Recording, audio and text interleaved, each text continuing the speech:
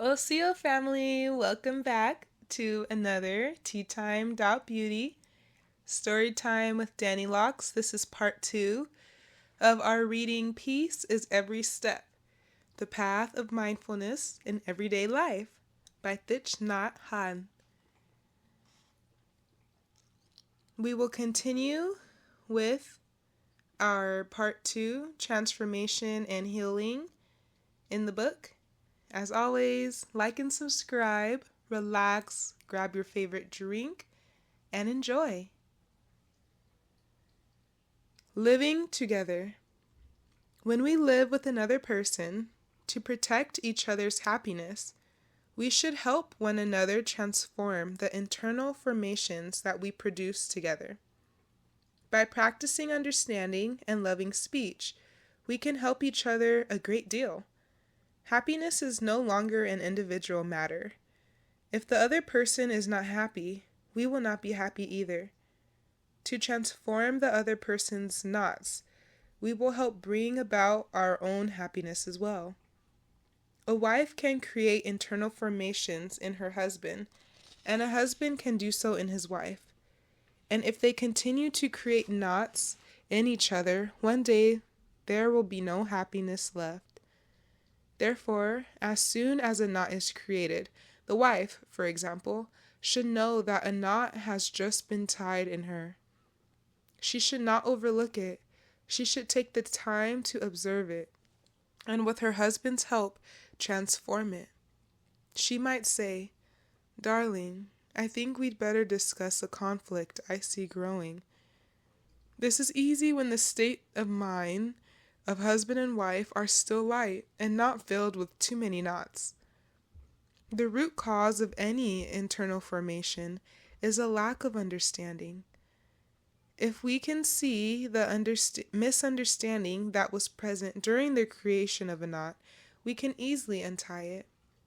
To practice mindful observation is to look deeply to be able to see the nature and causes of something. One important benefit of this kind of insight is the untying of our knots. Suchness. In Buddhism, the word suchness is used to mean the essence or particular characteristics of a thing or a person, its true nature. Each person has his or her suchness. If we want to live in peace and happiness with a person, we have to see the suchness of that person. Once we see it, we understand him or her, and there will be no trouble. We can live peacefully and happily together. When we bring natural gas into our homes for heating and cooking, we know the suchness of gas.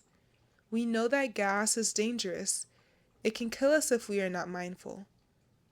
But we also know that we need the gas in order to cook. So we do not hesitate to bring it into our homes. The same is true of electricity. We could get electrocuted by it. But when we are mindful, it can help us, and there is no problem, because we know something about the suchness of electricity. A person is the same. If we do not know enough about the suchness of that person, we may get ourselves in trouble. But if we know, then we can enjoy each other very much and benefit a lot from one another. The key is knowing a person's suchness. We do not expect a person always to be a flower. We have to understand his or her garbage as well. Look into your hand. I have a friend who is an artist. Before he left Vietnam 40 years ago, his mother held his hand and told him, "Whenever you miss me, look into your hand, and you will see me immediately." How penetrating these simple, sincere words. Over the years, my friend looked into his hand many times. The presence of his mother is not just genetic. His spirit, her hopes, and her life are also in him. When he looks into his hand, he can see thousands of generations before him and thousands of generations after him. He can see that he exists not only in the evolutionary tree branching along the axis of time, but also in the network of interdependent relations. He told me that he never feels lonely. When my niece came to visit me last summer, I offered her, "Look into your hand," as a subject for her meditation. I told her that every pebble, every leaf, and every butterfly are present in her hand. Parents. When I think of my mother, I cannot separate her image from my idea of love. For love was the natural ingredient in the sweet, soft tones of her voice. On the day I lost my mother, I wrote in my diary, "The greatest tragedy in my life has just happened." Even as an adult living away from my mother, her loss left me feeling as abandoned as a small orphan. I know that many friends in the West do not feel the same way about their parents. I have heard many stories about parents who have hurt their children so much, planting many seeds of suffering in them. But I believe that the parents did not mean to plant those seeds. They did not intend to make their children suffer. Maybe they received the same kind of seeds from their parents. There is a continuation in the transmission of seeds, and their father and mother might have gotten those seeds from their grandfather and grandmother. Most of us are victims of a kind of living that is not mindful, and the practice of mindful living, of meditation, can stop these kinds of suffering and end the transmission of such sorrow to our children and grandchildren. We can break the cycle by not allowing these kinds of seeds of suffering to be transmitted to our children, our friends, or anyone else. A 14-year-old boy who practices at Plum Village told me this story. When he was 11, he was very angry at his father. Every time he fell down and hurt himself, his father would shout at him. The boy vowed to himself that when he grew up, he would be different. But last year, his little sister was playing with other children, and she fell off a swing and scraped her knee. It was bleeding, and the boy became very angry. He wanted to shout at her, "How stupid! Why did you do that?" But he caught himself. Because he had practiced breathing and mindfulness, he could recognize his anger and he did not act on it. The adults were taking good care of his sister, washing her wound and putting a band-aid on it. So he walked away slowly and practiced breathing on his anger. Suddenly, he saw that he was exactly like his father. He told me, "I realized that if I didn't do something about the anger in me, I would transmit it to my children." At the same time, he saw something else. He saw that his father may have been a victim just like him. The seeds of his father's anger might have been transmitted by his grandparents. It was a remarkable insight for a 14-year-old boy, but because he had been practicing mindfulness, he could see like that. I told myself to continue practicing in order to transform my anger into something else. And after a few months, his anger disappeared. Then he was able to bring the fruit of his practice back to his father, and he told him that he used to be angry at him, but now he understood. He said he wished that his father would practice also, in order to transform his own seeds of anger. We usually think that parents have to nourish their children, but sometimes the children can bring enlightenment to the parents and help transform them. When we look at our parents with compassion, often we see that our parents are only victims who never had the chance to practice mindfulness. They could not transform the suffering in themselves, But if we see them with compassionate eyes, we can offer them joy, peace, and forgiveness. In fact, when we look deeply, we discover that it is impossible to drop all identity with our parents. Whenever we take a bath or a shower, if we look closely at our body, we will see that it is a gift from our parents and their parents. As we wash each part of our body, we can meditate on the nature of the body and the nature of life, asking ourselves, to whom does this body belong? Who has given this body to me? What has been given? If we meditate in this way, we will discover that there are three components: the giver, the gift, and the one who receives the gift. The giver is our parents. If we are the continuation of our parents and our ancestors, we are the continuation of our parents and our ancestors. The gift is our body itself. The one who receives the gift is us. As we continue to meditate on this, we see clearly that the giver, the gift, and the receiver are one. All three are present in our body. When we are deeply in touch with the present moment, we can see that all our ancestors and all future generations are present in us. Seeing this, we will know what to do and what not to do for ourselves, our ancestors, our children, and their children. Nourishing healthy seeds. Consciousness exists on two levels, as seeds and as manifestations of these seeds. Suppose we have a seed of anger in us. When conditions are favorable, that seed may manifest as a zone of energy called anger. It is burning and it makes us suffer a lot. It is very difficult for us to be joyful at the moment the seed of anger manifests. Every time a seed has an occasion to manifest itself, it produces new seeds of the same kind.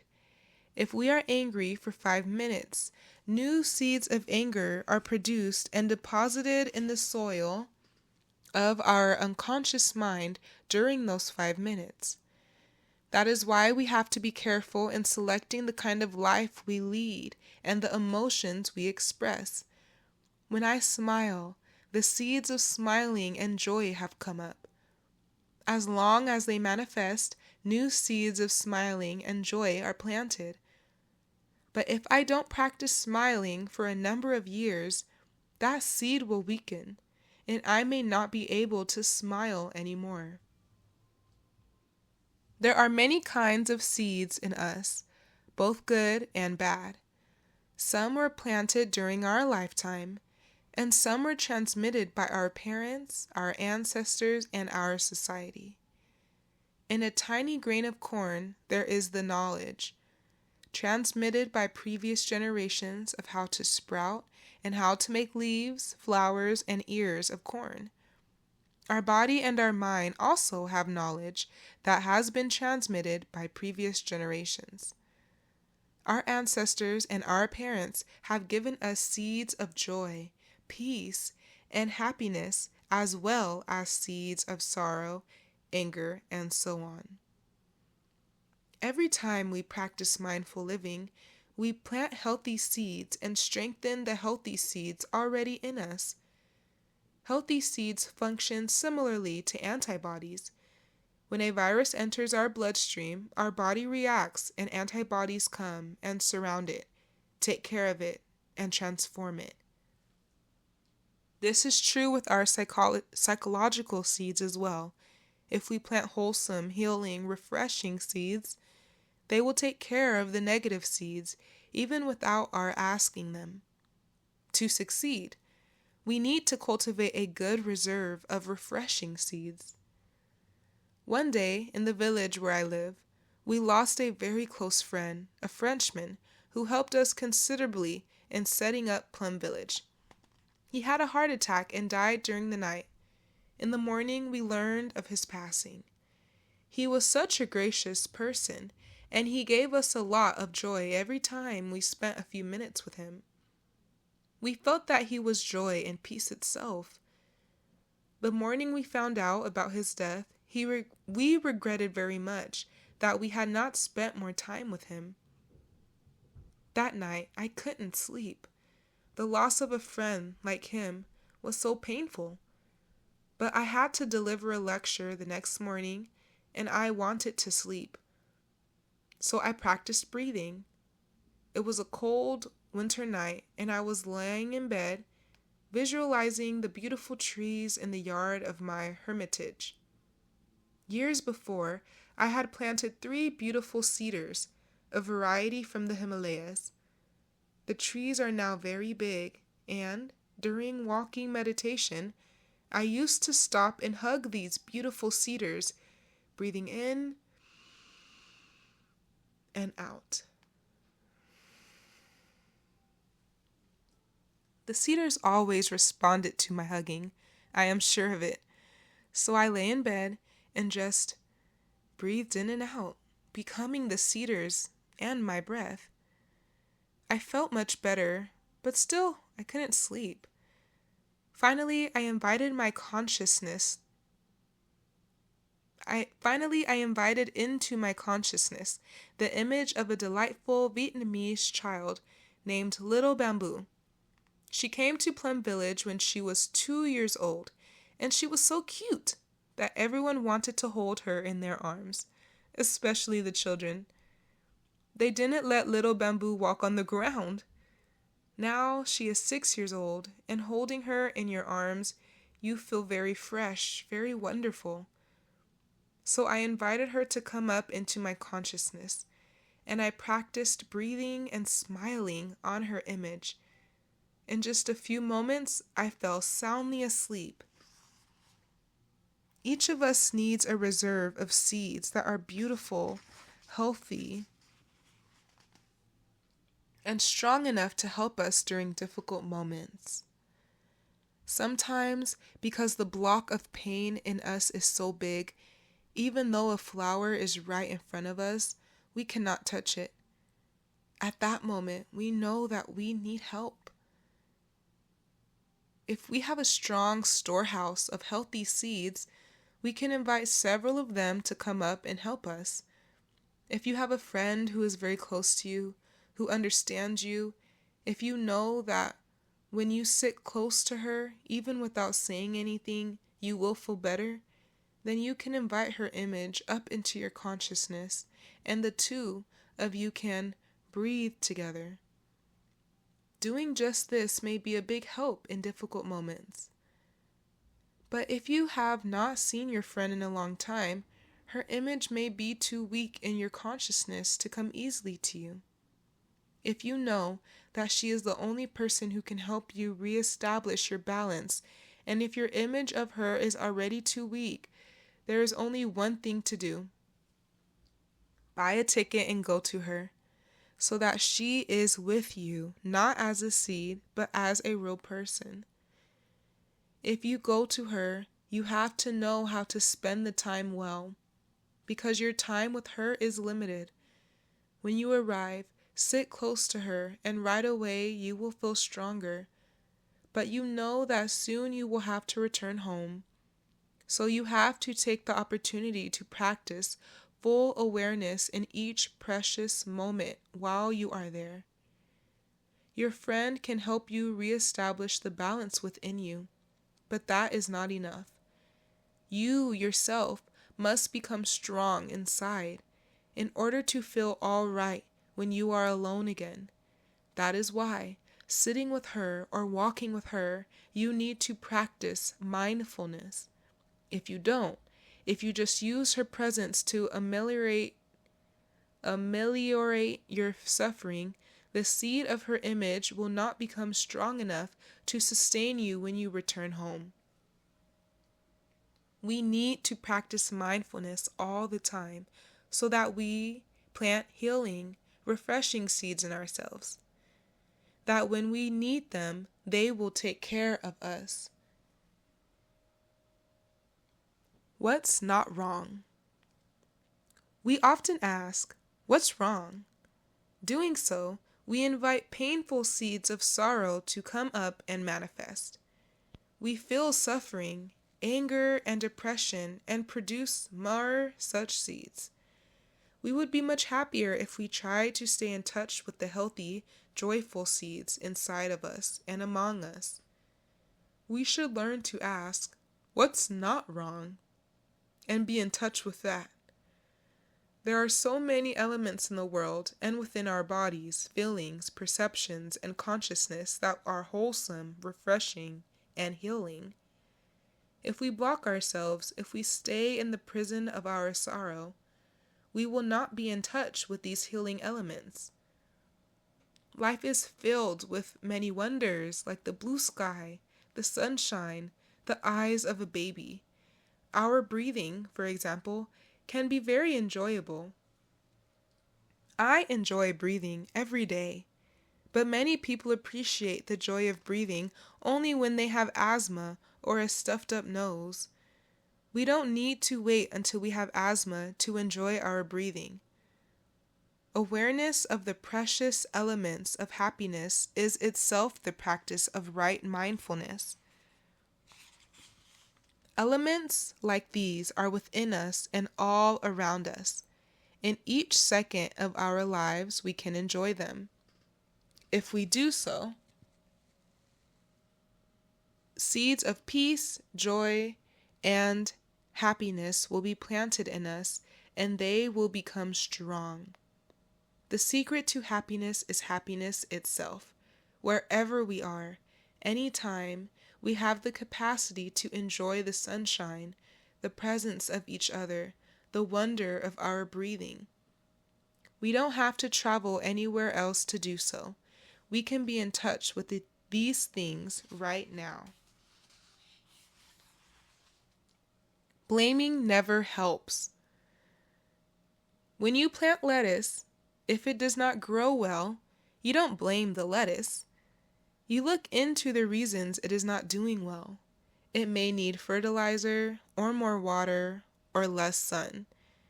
You never blame the lettuce. Yet if we have problems with our friends or our family, we blame the other person. But if we know how to take care of them, they will grow well, like lettuce. Blaming has no positive effect at all, nor does trying to persuade using reason and arguments. That is my experience. No blame, no reasoning, no argument, just understanding. If you understand and you show that you understand, you can love, and the situation will change. One day in Paris, I gave a lecture about not blaming the lettuce.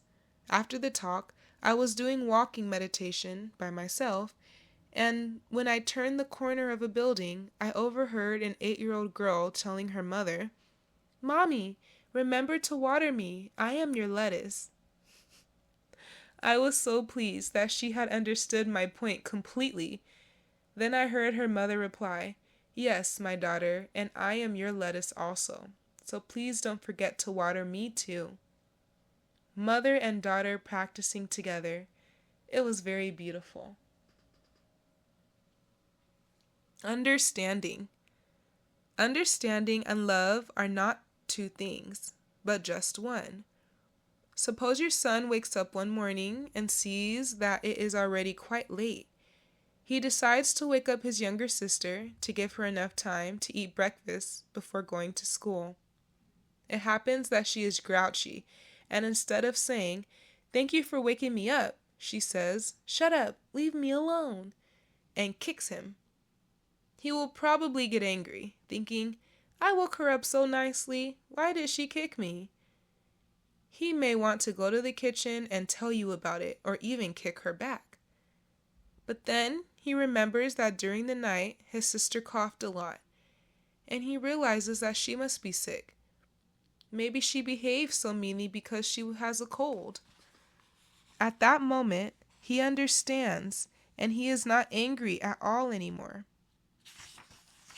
When you understand, you cannot help but love. You cannot get angry. To develop understanding, you have to practice looking at all living beings with the eyes of compassion. When you understand, you cannot help but love, and when you love, you naturally act in a way that can relieve the suffering of people. Real love. We really have to understand the person we want to love. If our love is only a will to possess, it is not love. If we only think of ourselves, if we know only our own needs and ignore the needs of the other person, we cannot love.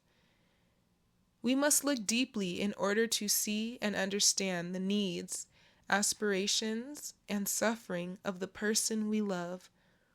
This is the ground of real love. You cannot resist loving another person when you really understand him or her. From time to time, sit close to the one you love. Hold their hand and ask, "Darling, do I understand you enough? Or am I making you suffer? Please tell me so that I can learn to love you properly. I don't want to make you suffer, and if I do so because of my ignorance, please tell me so that I can love you better, so that you can be happy." If you say this in a voice that communicates your real openness to understand, the other person may cry. That is a good sign, because it means the door of understanding is opening and everything will be possible again. Maybe a father does not have time or is not brave enough to ask his son such a question. Then the love between them will not be as full as it could be. We need courage to ask these questions, but if we don't ask, the more we love, the more we may destroy the people we are trying to love. True love needs understanding. With understanding, the one we love will certainly flower. Meditation on compassion. Love is a mind that brings peace, joy, and happiness to another person. Compassion is a mind that removes the suffering that is present in the other. We all have the seeds of love and compassion in our minds, and we can develop these fine and wonderful sources of energy. We can nurture the unconditional love that does not expect anything in return, and therefore does not lead to anxiety and sorrow. The essence of love and compassion is understanding, the ability to recognize the physical, material, and psychological suffering of others, to put ourselves inside the skin of the other. We go inside their body, feelings, and mental formations and witness for ourselves their suffering. Shallow observation as an outsider is not enough to see their suffering. We must become one with the object of our observation. When we are in contact with another's suffering, a feeling of compassion is born in us. Compassion means, literally, to suffer with. We begin by choosing as the object of our meditation someone who is undergoing physical or material suffering, someone who is weak and easily ill, poor, or oppressed, or has no protection. This kind of suffering is easy for us to see. After that, we can practice being in contact with more subtle forms of suffering. Sometimes the other person does not seem to be suffering at all, but we may notice that he has sorrows which have left their marks in hidden ways. People with more than enough material comforts also suffer. We look deeply at the person who is the object of our meditation on compassion, both during sitting meditation and when we are actually in contact with him. We must allow enough time to be really in deep contact with his suffering. We continue to observe him until compassion arises and penetrates our being. When we observe deeply in this way, the fruit of our meditation will naturally transform into some kind of action. We will not just say, "I love him very much," but instead, "I will do something so that he will suffer less." The mind of compassion is truly present when it is effective in removing another person's suffering. We have to find ways to nourish and express our compassion. When we come into contact with the other person, our thoughts and actions should express our mind of compassion, even if that person says and does things that are not easy to accept. We practice in this way until we see clearly that our love is not contingent upon the other person being lovable. Then we can know that our mind of compassion is firm and authentic. We ourselves will be more at ease, and the person who has been the object of our meditation will also benefit eventually. His suffering will slowly diminish, and his life will gradually be brighter and more joyful as a result of our compassion. We can also meditate on the suffering of those who cause us to suffer. Anyone who has made us suffer is undoubtedly suffering too. We only need to follow our breathing and look deeply, and naturally we will see his suffering. A part of his difficulties and sorrows may have been brought about by his parents' lack of skill when he was still young. But his parents themselves may have been victims of their parents. The suffering has been transmitted from generation to generation and been reborn in him. If we see that, we will no longer blame him for making us suffer, because we know that he is also a victim. To look deeply is to understand. Once we understand the reasons he has acted badly, our bitterness towards him will vanish, and we will long for him to suffer less. We will feel cool and light, and we can smile. We do not need the other person to be present in order to bring about reconciliation. When we look deeply, we become reconciled with ourselves. And for us, the problem no longer exists. Sooner or later, he will see our attitude and will share in the freshness of the stream of love which is flowing naturally from our heart. Yay! Thank you so much for joining me. This has been a beautiful read. I am grateful to share this with you all. This sets the tone for my channel. I enjoy these readings, and if there is anything that you heard that resonated with you, any story that stuck out to you, please share it with your community, share it with yourself, and I hope you may return back to these meditations and this reading at your heart's desire. As always, like and subscribe, family, for more. Join me on my journey. And until next time, take care. Wado.